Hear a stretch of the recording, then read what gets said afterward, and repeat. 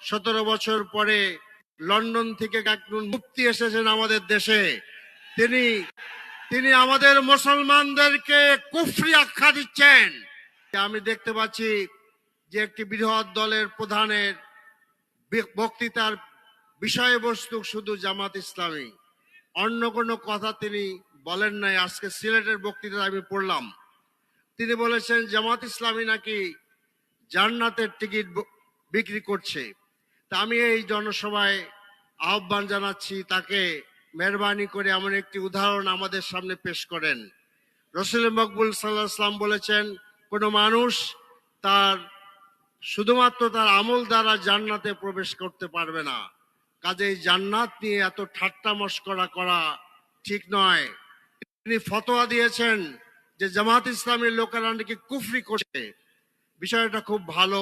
17 বছর পরে লন্ডন থেকে একজন মুফতি এসেছেন আমাদের দেশে। তিনি আমাদের মুসলমানদেরকে কুফরি আখ্যা দিচ্ছেন।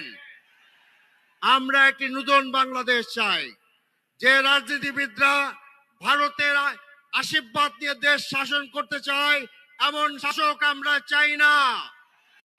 যে বাংলাদেশের হাতিকে হত্যা করা হয় সেই বাংলাদেশ আমরা চাই না। আমরা নতুন বাংলাদেশ চাই, যে বাংলাদেশের তরুণরা, যুবকরা, যুবতীরা সকলে মাথা উঁচু করে দাঁড়াবে। আপনারা নির্বাচনকে ভয় পান, ভয় পাওয়ার কারণে আপনার শাহজালাল ইউনিভার্সিটির নির্বাচনকে বন্ধ করে দিয়েছেন।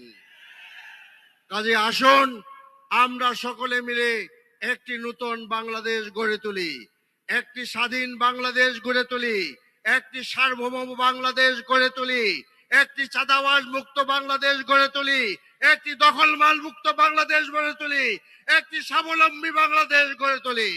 ইনশাআল্লাহ আগামী বাংলাদেশ হবে একটি সুখ সমৃদ্ধ ন্যায় ও ইনসাফের বাংলাদেশ।